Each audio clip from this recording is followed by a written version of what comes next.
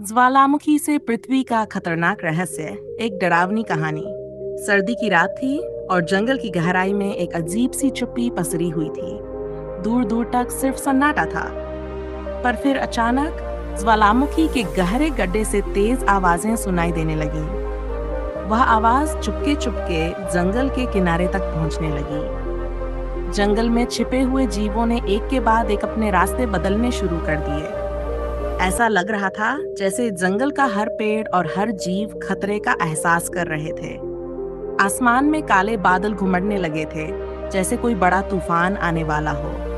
लेकिन ये तूफान कुछ और था, जो सबकी उम्मीदों से बाहर था। ये एक प्राकृतिक आपदा नहीं, बल्कि एक प्राचीन शक्ति का जागरण था। तुमने सही सुना। ज्वालामुखी का क्रोध अब पृथ्वी तक पहुंचने वाला है। ये शब्द पुराने गांव के बुजुर्ग ने कहे थे। उसके चेहरे पर एक अनकहा डर था। उसकी आंखों में एक अजीब सी चमक थी, जैसे वह किसी खतरनाक भविष्य को देख रहा हो। गांव के बाहर का इलाका, जो कभी शांत था, अब अजीब बदलावों का सामना कर रहा था। ज्वालामुखी के अंदर कुछ ऐसा जाग चुका था जो पृथ्वी को खा सकता था। ये कोई साधारण लावा नहीं था, बल्कि प्राचीन ऊर्जा का एक रूप था, जो सैकड़ों सालों से दफन था। वह शक्ति जब जागी तो पहले उसने ज्वालामुखी को इतना उबाला कि उसकी लावा की धाराएं आसपास के क्षेत्रों में फैलने लगीं। ज्वालामुखी से निकलती लावा की लपटें जैसे धरती को खा जाना चाह रही थीं। और फिर अचानक रात के सन्नाटे में वह ध्वनि गूंज उठी, जैसे पृथ्वी खुद एक दर्दनाक चीख छोड़ रही हो। वह चीख, वह आवाज, जैसे दुनिया खत्म होने वाली हो। बर्फीली हवा में लावा की गर्मी और आसमान में काले बादल, सब कुछ मिलकर एक खौफनाक दृश्य बना रहे थे। गांव के लोग भागते भागते ज्वालामुखी के पास पहुंचे, लेकिन वहां जो देखा वह डरावना था। ज्वालामुखी का मुख खुल चुका था और उसकी गहराई से एक भयंकर शक्ति बाहर निकलने की कोशिश कर रही थी। ये कुछ ऐसा था जिसे कोई कल्पना भी नहीं कर सकता था। किसी बुरी आत्मा की तरह वह शक्ति अपनी उपस्थिति दर्ज करवा रही थी। और फिर जैसे ही उसने अपनी शक्ति को पृथ्वी पर फैलाया, चारों ओर अंधकार छा गया। जो लोग पास में थे वे कुछ नहीं कर सके। वे बस उस शक्ति के सामने नतमस्तक हो गए। अगले कुछ ही मिनटों में सारा इलाका राख में बदल चुका था। ज्वालामुखी की आंच ने हर जगह को अपनी चपेट में ले लिया था और पृथ्वी खुद कराह रही थी। उस रात के बाद कोई भी उस इलाके में नहीं गया। लोग कहते हैं कि ज्वालामुखी अब और भी खतरनाक हो चुका है, क्योंकि उसने पृथ्वी की गहराई से एक ऐसी शक्ति को मुक्त किया है जिसे अब कोई रोक नहीं सकता। क्या वह शक्ति अभी भी बेज़बान पृथ्वी के अंदर सुलग रही है, या फिर वह समय आने पर अपनी पूरी ताकत से बाहर आएगी? उस विनाशकारी रात के कई महीने बीत चुके थे। लोग धीरे धीरे उस तबाही को भूलने की कोशिश कर रहे थे। पर सच तो यह था कि उस ज्वालामुखी से निकलने वाली अजीब शक्तियों ने केवल अपने आगमन की शुरुआत की थी। गांव के पास के जंगलों में अब अजीब घटनाएं होने लगीं। पशु पक्षी बिना किसी वजह के मरने लगे, और जो बच गए थे वे पागलों की तरह इधर उधर भागते रहते। पास के नदी का पानी काला हो चुका था और गांव के लोग वहां से दूर भागने लगे थे। लेकिन एक अजीब बात यह थी कि गांव के कुछ लोग अचानक गायब होने लगे। गांव के ही एक युवक अरुण ने इन सब घटनाओं की तहकीकात करने की ठानी। वह जानता था कि इस सब के पीछे ज्वालामुखी का ही हाथ है।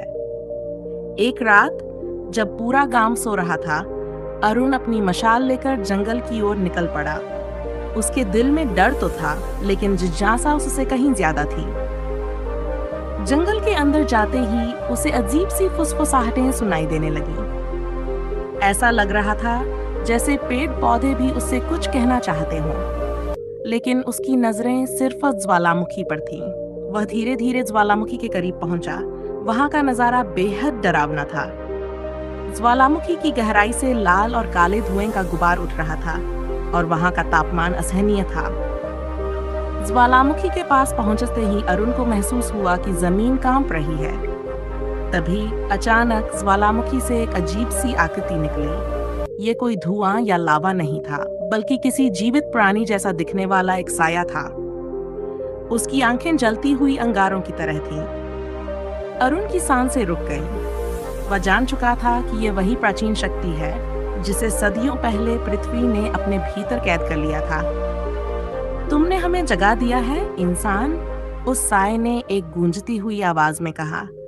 अब तुम्हारी दुनिया पर हमारी हुकूमत होगी। तुमने जो गलती की है उसका अंजाम भोगने के लिए तैयार हो जाओ। अरुण ने डर के बावजूद हिम्मत जुटाई और पूछा, तुम कौन हो और तुम क्या चाहते हो? साए ने ठहाका लगाया। हम वे हैं जिन्हें पृथ्वी ने खुद दफन किया था। हम वे हैं जिन्होंने पहले भी दुनिया को राख में बदल दिया था और अब हम वापस आए हैं हर चीज को खत्म करने के लिए। ज्वालामुखी अचानक और भी उग्र हो गया। उसकी गहराई से भयानक आवाजें आने लगी।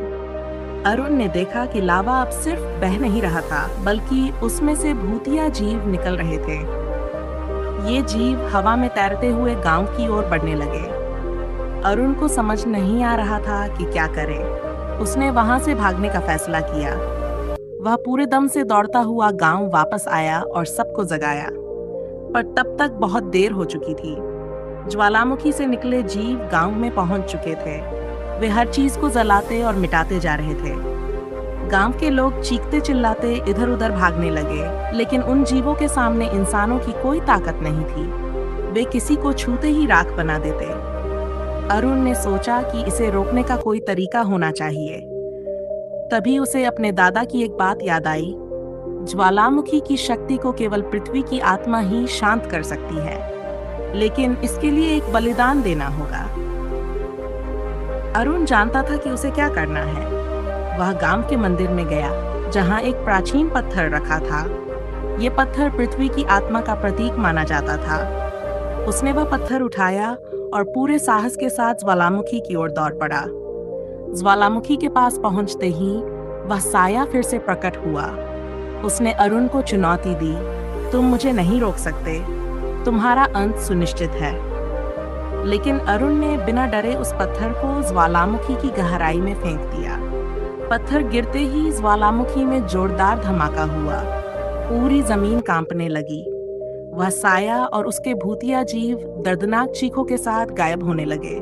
ज्वालामुखी शांत हो गया, लेकिन अरुण भी उसी के साथ राख में बदल गया। वह जानता था कि यह बलिदान जरूरी था।